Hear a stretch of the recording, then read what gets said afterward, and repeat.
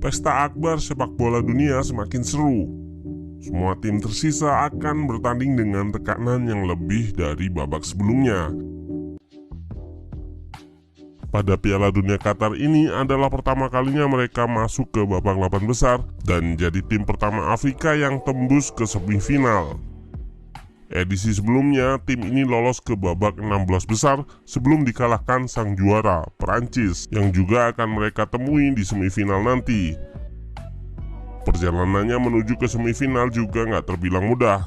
Maroko menghadapi tim-tim besar seperti Kroasia, Belgia, Spanyol, dan Portugal yang keempatnya berada dalam ranking 12 besar FIFA saat ini, atau lebih baik dari Maroko. Nah, di video kali ini kita akan bahas seperti apa gaya bermain Maroko. Let's go, kita bahas sama-sama.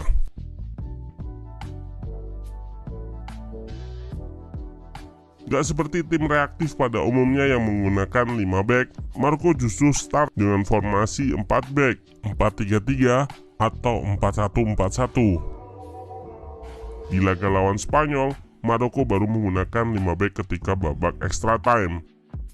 Sementara waktu lawan Portugal, Maroko mengubah formasi menjadi 5 back ketika menit 65.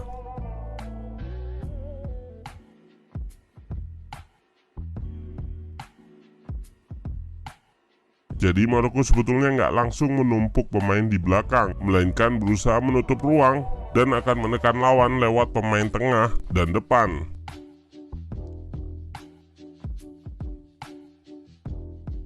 Dari data FIFA ini juga terlihat bahwa Maroko nggak langsung start low block atau parkir bus, melainkan menggunakan medium block terlebih dahulu untuk melakukan press ketika lawan masuk ke areanya. Mekanisme pressingnya seperti pendulum atau bandul. Akan ada satu presser naik, lalu satu pemain turun seperti pada klip ini. Jadi ruang yang ditinggal ketika melakukan press akan segera ditutup lagi. Juga ada free man atau orang bebas, yaitu Amrabat pada posisi gelandang bertahan yang akan mengisi ruang yang ditinggal pemain untuk press. Yap, kuncinya ada di pergeseran marker atau pressure yang terorganisir. Para pemain punya pekerjaan yang sama dalam bertahan, nggak terkecuali buat penyerang En-Nesyri serta dua winger skillful mereka, Hakim Ziyech serta Boufal. Jika bola dipindah, maka yang melakukan press pun berganti, dan yang melakukan cover juga berubah. Dari data StatsBomb ini, terlihat bahwa 3 pemain Maroko termasuk pemain yang paling banyak melakukan press. Hakim Ziyech jadi pemain pertama paling banyak. Inilah kehebatan Regragui atau pelatihnya dalam membuat sistem terorganisir yang melibatkan pemain-pemain menyerangnya untuk ikut dalam press. Salah satu pemain yang paling mencolok dalam bertahan adalah Amrabat. Ia ditempatkan sebagai free man alias pemain yang bebas namun dalam konteks bertahan di formasi 4-1-4-1. Ia berperan menjaga pemain-pemain yang lepas dari marking rekannya, terutama dalam menghadapi overload dan rotasi pemain lawan. Seperti pada laga Spanyol ini, mereka melakukan overload di sayap, lalu melakukan rotasi untuk mengacaukan marking Maroko. Dan kita lihat Amrabat dengan kemampuannya membaca mampu melakukan press dan merebut bola. Dan hal ini nggak dilakukannya 1-2 kali saja.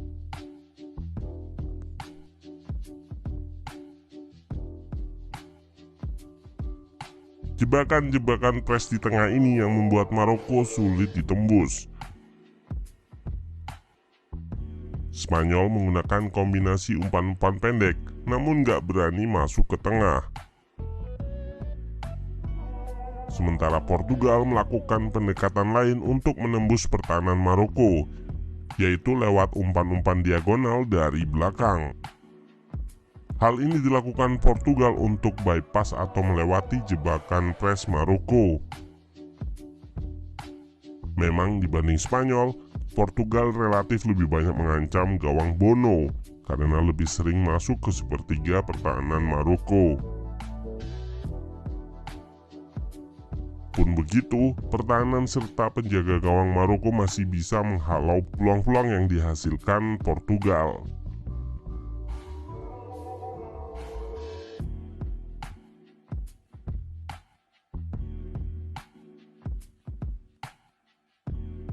Pelatih Maroko Regragui menjawab kritik yang diberikan terutama oleh media Eropa soal gaya mainnya yang sedikit possession, terutama melawan Spanyol. Dia lalu membantah hal tersebut dengan menyebut tim Eropa juga sama melakukannya. Seperti Jerman kemarin yang hanya 35% penguasaan bola ketika melawan Spanyol. Memang di era modern ini, unggul possession bukan berarti dominan atas segalanya. Dengan segala keterbatasannya, Maroko nggak banyak menguasai bola, namun para pemain-pemainnya mampu membangun serangan yang berbahaya. Lewat akselerasinya, Maroko juga kerap mengeliminasi atau melewati dari press ataupun situasi perebutan bola. Pemain seperti Boufal, Ziyech, Ounahi punya kemampuan 1 versus 1 yang baik.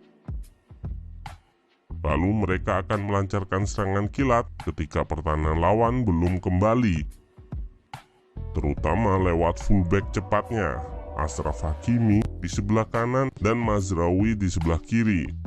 Penggantinya, Atiyatullah yang bermain pada laga versus Portugal.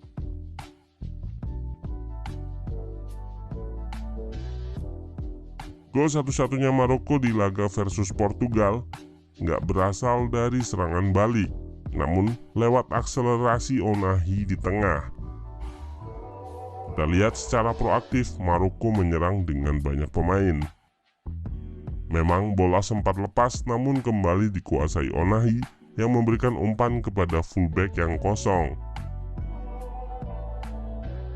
yaitu Atiyatullah, yang lalu mengirimkan crossing yang sebetulnya terlihat overhit atau bola terlalu lama di udara. Crossing ini justru memancing kiper keluar untuk memotong dengan perhitungan bola bisa ditangkap.